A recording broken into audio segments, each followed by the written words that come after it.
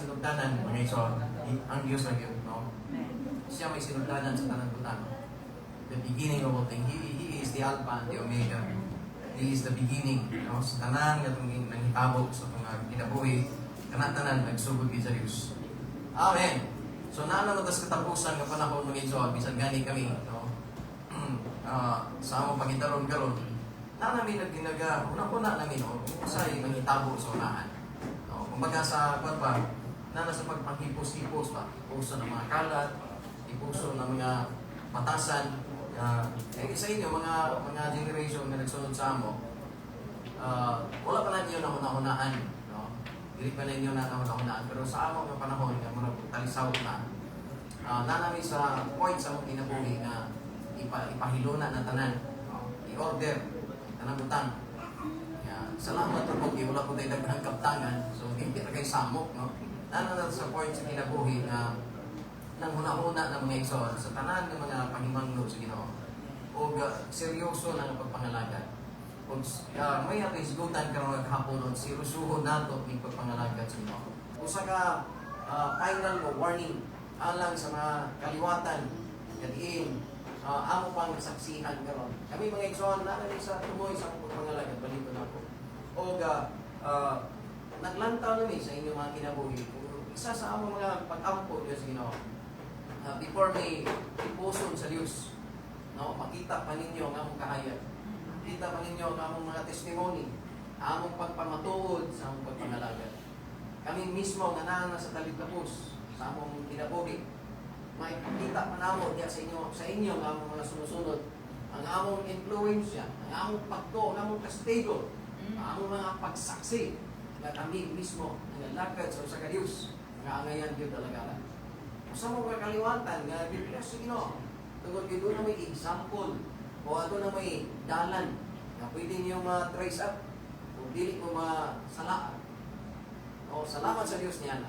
Now, after yung mag-exon, sa ako nga panahon karon, no, kompleto man tang information, no? Ang umadbig, ang umadbig pero kung malantaw ka sa informasyon nga gidulot sa kalibutan, gamay ray matuod.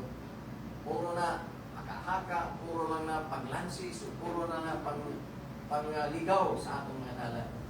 Pero, tungkol kay naamatay Ginoo sa kinabuhi, kaya wala tayong mabalansi.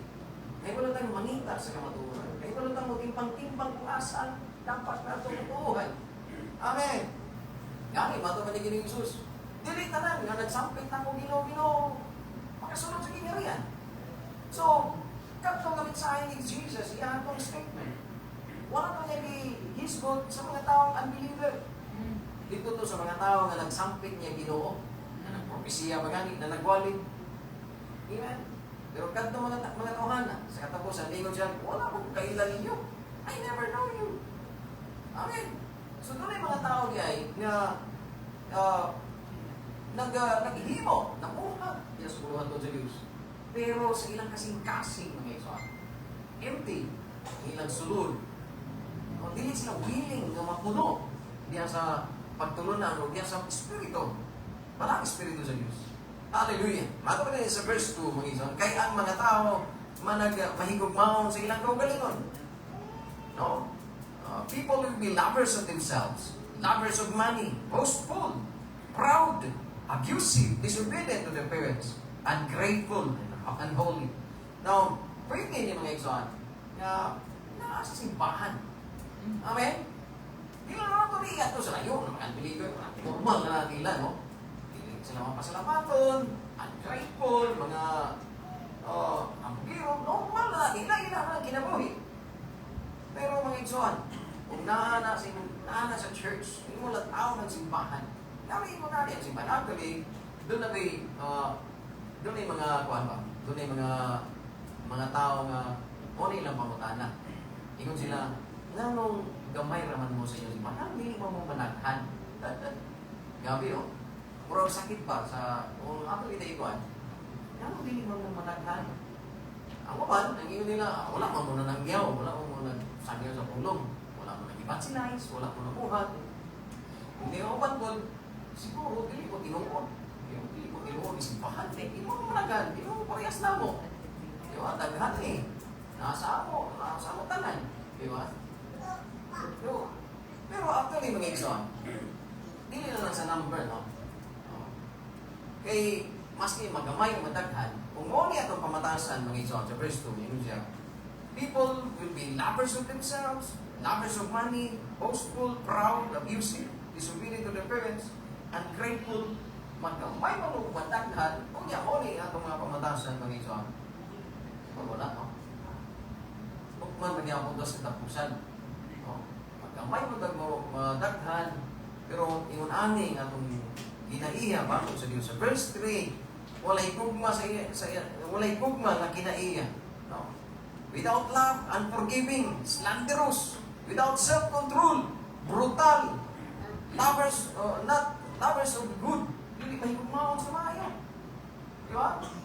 Papasagaron na klase. O kini nga, pahingan ng warning, behold, ito sa kasimbahanan. Dapat matalingugan. Ano mo sa katapusan? Amen?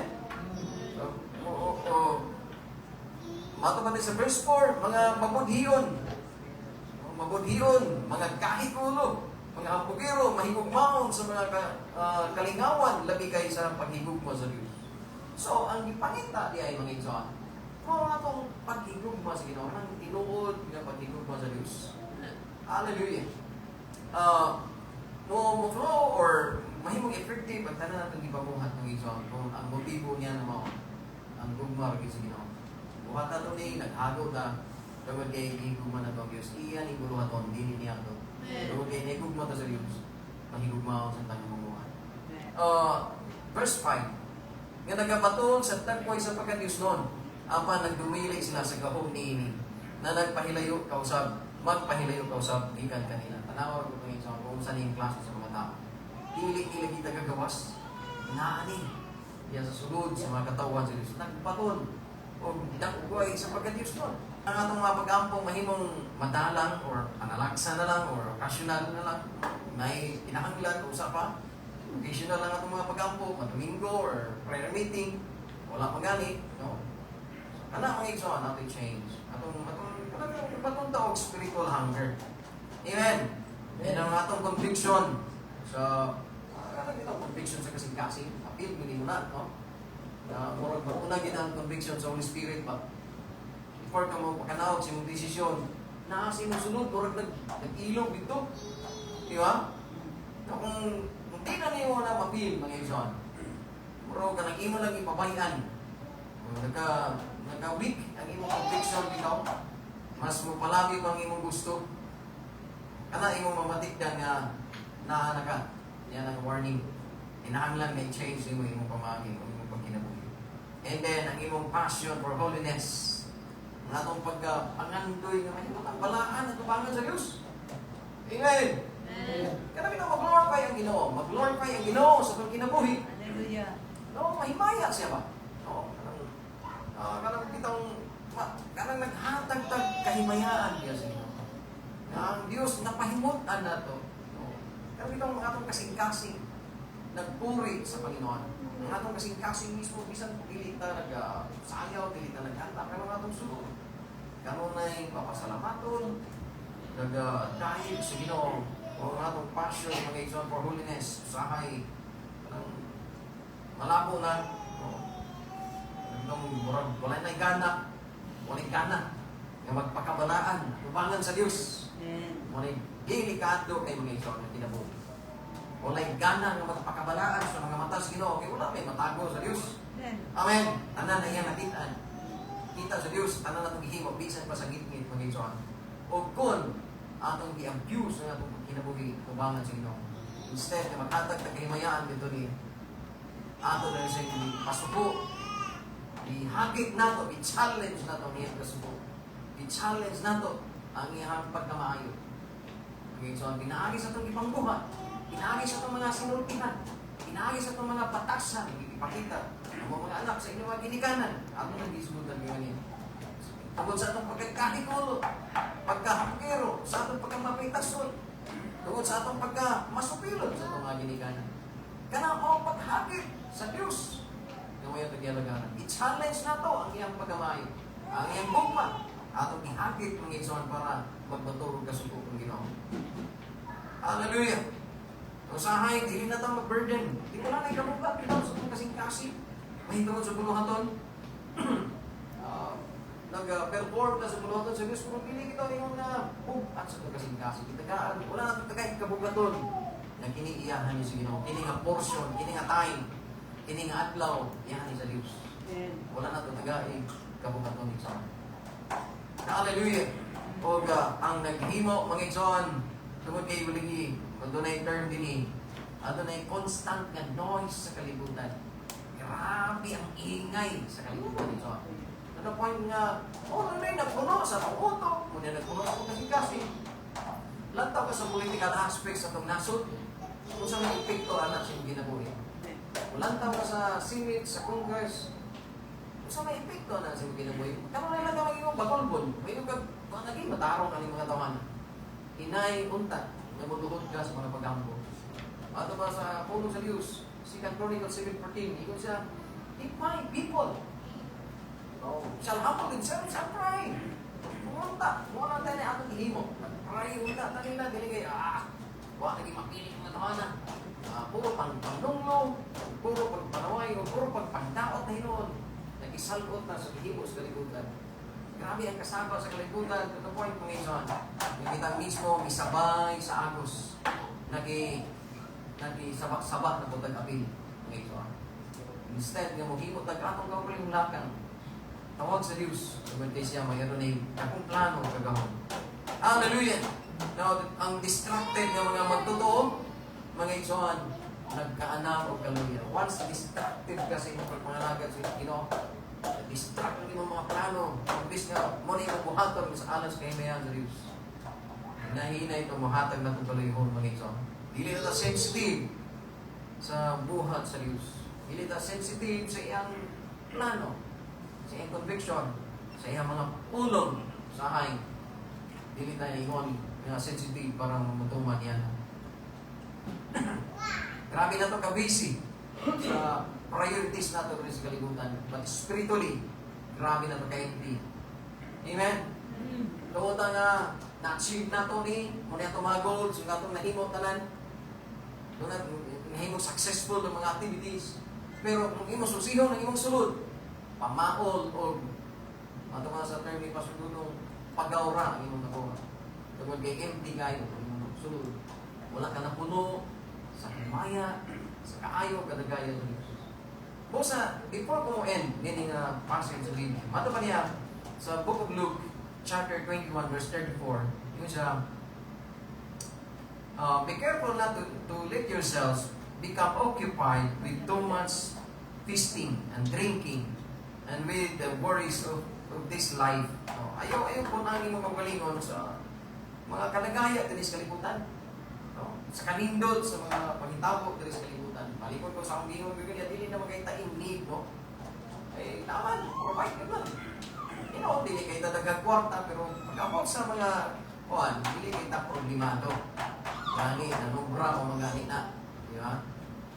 Sige, mga kayo tagpangukay, bisag nagkukot na natin sudanan, wala na yung kabutangan. So, dili kita ingon nga ka lang itong in need juga. Di ba? Imo tanawon sa Deuteronomy chapter 8, mga igsoon. Doon ay word dito ang Ginoo. Nga dito sa Kamingawan, 40 years silang nagawlakaw dito, pero wala mga daan ang ilang sigina. Deuteronomy chapter 8, mga igsoon. Na 40 years silang naglakaw, imagine, 40 katuig naglakaw-lakaw sa Kamingawan dito sa disyerto. Pero ang ilang mga gisunod, wala madaan. Yan? Ipakita sa Diyos. Kung sa ilang pagsunod, pag walang gihapon, sunod sa 40 katuig, siguro wala na sila nag-ilis, di ba? Siguro lang sila. And then, sa dihang gigutom sila, ipagkaon sila mana sa Ginoo. Huwag ang kanto ng pagkaon, dili na na masabtan sa aming klase ng pagkaon. Pero kanto ng pagkaon, mga igsoon, naghatag nila kusog, na sunod sa 40 katuig, bisa ng ilang tiil, walang hubag. Naglakaw-lakaw sila sa disyerto, walay hubag ng tiil, tungod sa mana ng ilang ikaw. So, kung dependent na sa Diyos, mga igsoon, Sama ninyo nga tawanan. Gialaw sa Diyos ang kagutom, gialaw sa Ginoo ang panginahanglan para the more na manginahanglan sa Diyos. Amen. Tungkol lagi kay provided naman, no? Naamatay ato sa hay mga igsoon. Bugawas. Hindi na ta panginahanglan sa provision sa Ginoo. Hallelujah. Mo na warning nato karon mga igsoon. Niya kapo nun. Ingon sa apan, mahibaloan mo kini. Nasa katapusang mga adlaw, mabot ang mga makalilisan na panahon. Godlessness in the last days. Muna natin man ang mga igsoon. Once kini pagkapilit Diyos nun, epekto na. Diya ko simbahan. Ang puro na lang kabising at hindi mo na ako. Puro na lang pagtuman sa itong mga plano. Pero di ay sa atong sulod. Wala ta napundar sa tinuod yung relasyon Diyos sa Ginoo. Kining intimate yung relasyon Diyos sa Diyos. Wala na tayo, hindi ta dependent sa lihok sa Diyos. Aron nga lihok ta sa iyang bunuhaton. Amen. Iisan pa siguro atong makaputanan na itong mga plano. Pero di ay kung ang atong pundasyon sa itong relasyon na tagusa. Diyan sa Ginoo. Ang igsoon. Iman ini, pamaol ra ang atong pagkabot. Huwag niya, pag-abot sa katapusan, magpagulbul ng tagiyakot. Amen. So, patunan na ito ang relasyon Diyos sa Ginoo. Matapusan. Binubusan sa gugma sa Diyos. Bisan sa itong gagamay. Kung maingon sila nga, hindi lagi mo managhan ay. Ako sa matagdaghan. O niya wala tayong gugma sa matapusan. Amen? Mas una, mas tindot. Bisan sa itong gagamay, mga igsoon. Gibugtos na sa paghigugma sa Diyos. O sa paghigugma sa itong isang katao. Bisan labi na sa itong mga pamilya, sa susunod sa itong paningalay. Gugma sa Diyos. Ganto sa gugma sa ganto sa susunod sa itong pamilya. Kaya maggawas ang pagkamatinudanon, ang pagsalig, ug ang tinuod kapag pangalagad sa Diyos. Hallelujah. Ang Ginoo magapanalangin sa atong matagusa, kini nga panaghiusa mga igsoon. Dili na ni putol dinhi. Dili na ni putol ani lugar. Naapay dako sa ano ang Ginoo sa atong matagusa kanila. Dalaygon ang Dios sa walay katapusan. Siya ang sinugdanan ug siya usab ang katapusan sa kanang butang.